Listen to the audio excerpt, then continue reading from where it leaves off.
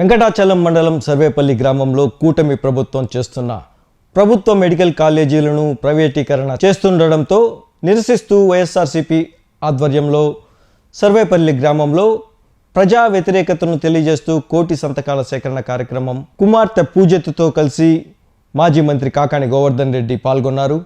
తొలుత ఈ కార్యక్రమాన్ని దివంగత నేత వైఎస్ రాజశేఖర రెడ్డి విగ్రహానికి పూలమాలలు వేసి ప్రారంభించారు. ఈ సందర్భంగా ఆయన మాట్లాడుతూ మాజీ ముఖ్యమంత్రి జగన్మోహన్ రెడ్డి ఆదేశాల మేరకు ఈ మెడికల్ కాలేజీల ప్రైవేటీకరణను నిరసిస్తూ రాష్ట్ర వ్యాప్తంగా కోటి సంతకాల సేకరణ కార్యక్రమం చేపట్టామని, తొలుత సర్వేపల్లి నియోజకవర్గంలో సర్వేపల్లి గ్రామం నుంచి ప్రారంభించామని ఆయన పేర్కొన్నారు. ఈ కార్యక్రమం 42 రోజుల పాటు ప్రతి గ్రామంలో నియోజకవర్గ వ్యాప్తంగా 60,000 మంది నుండి సంతకాల సేకరణ చేయాలని వైఎస్ఆర్సీపీ నేత జగన్మోహన్ రెడ్డి ఆదేశించారని ఆయన పేర్కొన్నారు.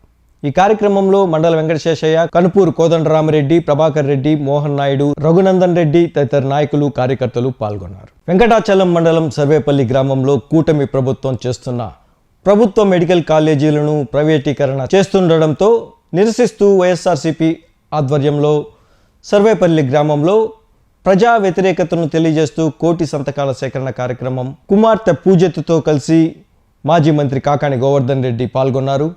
తొలుత ఈ కార్యక్రమాన్ని దివంగత నేత వైఎస్ రాజశేఖర రెడ్డి విగ్రహానికి పూలమాలలు వేసి ప్రారంభించారు. ఈ సందర్భంగా ఆయన మాట్లాడుతూ మాజీ ముఖ్యమంత్రి జగన్మోహన్ రెడ్డి ఆదేశాల మేరకు ఈ మెడికల్ కాలేజీల ప్రైవేటీకరణను నిరసిస్తూ రాష్ట్ర వ్యాప్తంగా కోటి సంతకాల సేకరణ కార్యక్రమం చేపట్టామని, తొలుత సర్వేపల్లి నియోజకవర్గంలో సర్వేపల్లి గ్రామం నుంచి ప్రారంభించామని ఆయన పేర్కొన్నారు. ఈ కార్యక్రమం 42 రోజుల పాటు ప్రతి గ్రామంలో నియోజకవర్గ వ్యాప్తంగా 60,000 మంది నుండి సంతకాల సేకరణ చేయాలని వైఎస్ఆర్సీపీ నేత జగన్మోహన్ రెడ్డి ఆదేశించారని ఆయన పేర్కొన్నారు.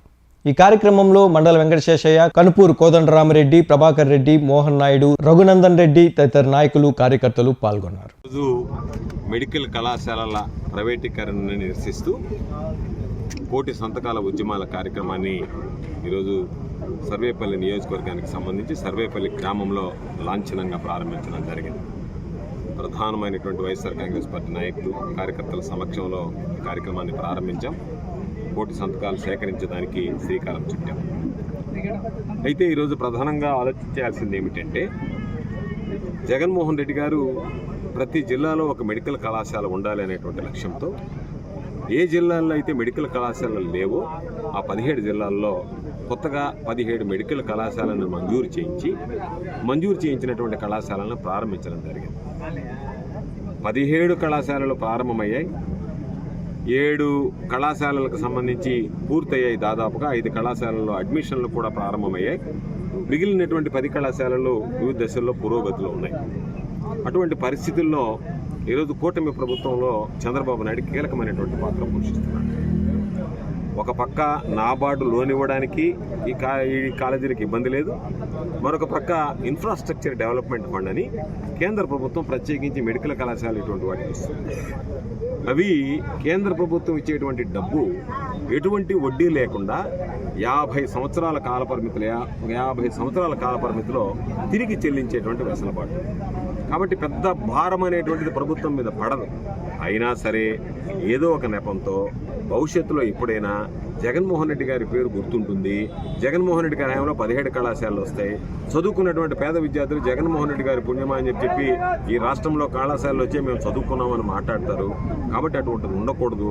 దాన్ని ఉండకుండా నిర్వీర్యం చేయాలంటే ప్రైవేటీకరణ చేసేస్తే వాళ్ళు ఇష్టారాజ్యంగా వ్యవహరిస్తారు. కాబట్టి ఆ పేరు ఈ ప్రభుత్వంలో లేకుండా పోతుంది అనేటువంటి ఒక దుర్మార్గమైనటువంటి ఆలోచన ఒక పక్క. మరొక పక్క కాసుల కబురితో అమ్మకాలు సాగించి ఎవరికో ఒకరికి ప్రైవేటు వాళ్ళకి ఇవ్వాలి. ఈరోజు ప్రైవేటు వాళ్ళకి ఇస్తే లేడు, ప్రైవేటుకి వెళ్ళిపోతాయి. అటువంటి పరిస్థితుల్లో వైద్య విద్య అనేటువంటిది సామాన్యుడికి కానీ పేదలకు కానీ దూరమైనటువంటి పరిస్థితి. అదేవిధంగా మరొక ప్రధానమైనటువంటిది, ఎక్కడైతే ఈ మెడికల్ కాలేజీలు వస్తాయో వాటికి అనుసంధానంగా సూపర్ స్పెషాలిటీ హాస్పిటల్స్ వస్తాయి. సూపర్ స్పెషాలిటీ హాస్పిటల్ ద్వారా పేద వైద్య పేదలకు వైద్యం అందించేటువంటి అవకాశం వెసులుబాటు కలుగుతుంది. మనం చూసాం కోవిడ్ నేపథ్యంలో వందల వేల కోట్లు ఉన్నటువంటి వాళ్ళు ఆసుపత్రిలో ఒక బెడ్ కోసం ఇబ్బంది పడితే ఈ కార్పొరేట్ ఆసుపత్రులు వైద్య సేవలు నిరాకరిస్తే ప్రభుత్వ రంగ సంస్థలో పనిచేసినటువంటి ప్రభుత్వ వైద్యశాలల్లోనే ఈరోజు మనం వైద్యం చేయించుకునేటువంటి పరిస్థితి కలిగింది.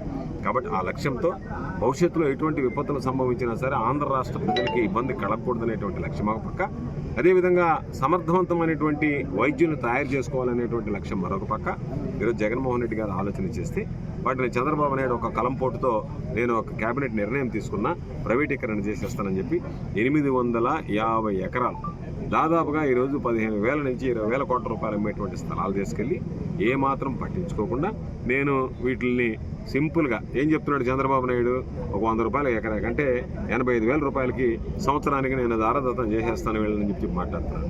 66 సంవత్సరాలు ఉన్నాడు ముందు.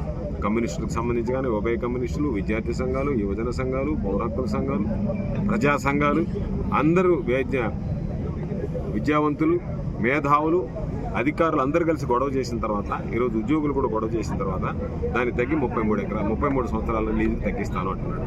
కాబట్టి చంద్రబాబు ఉద్దేశం పేదలకు సంబంధించి పేదల సొమ్ము, ప్రజల సొమ్ముతో కట్టినటువంటివి ప్రజలకు చెందాలి తప్ప ప్రైవేట్ వ్యక్తులకు దారదత్తం చేయడం సరైనటువంటి పద్ధతి కాదు. అందుకే కోటి సంతకాల సేకరణ ప్రారంభించాం. ఈరోజు అక్టోబర్ 10 నుంచి ఈ కార్యక్రమం నవంబర్ 22 వరకు అంటే దాదాపుగా 42 రోజుల పాటు ఈ కార్యక్రమం కొనసాగుతుంది. అక్టోబర్ 28వ తేదీ రాష్ట్ర వ్యాప్తంగా ప్రతి నియోజకవర్గంలో కూడా ఒక ర్యాలీ నిర్వహిస్తాం. దాంతోపాటు నవంబర్ 12వ తేదీ జిల్లా కేంద్రంలో ఒక ర్యాలీ నిర్వహించి కలెక్టర్ గారికి వినతిపత్రం ఇస్తాం.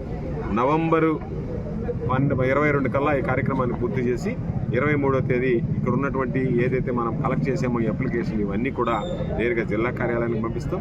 జిల్లా కార్యాలయం నుంచి 24వ తేదీ కేంద్ర కార్యాలయానికి పంపిస్తాం. వైఎస్ఆర్ కాంగ్రెస్ పార్టీ కేంద్ర కార్యాలయానికి 26వ తేదీ గవర్నర్ గారిని కలిసి ప్రజల నుంచి సేకరించినటువంటి కోటి సంతకాలు జగన్మోహన్ రెడ్డి గారు ఆధ్వర్యంలో అందరం కలిసి వెళ్ళి గవర్నర్ గారికి సమర్పించాలి. గవర్నర్ గారు 26వ తేదీ కనుక అపాయింట్మెంట్ ఇస్తే 26వ తేదీ కార్యక్రమం ఉంటుంది.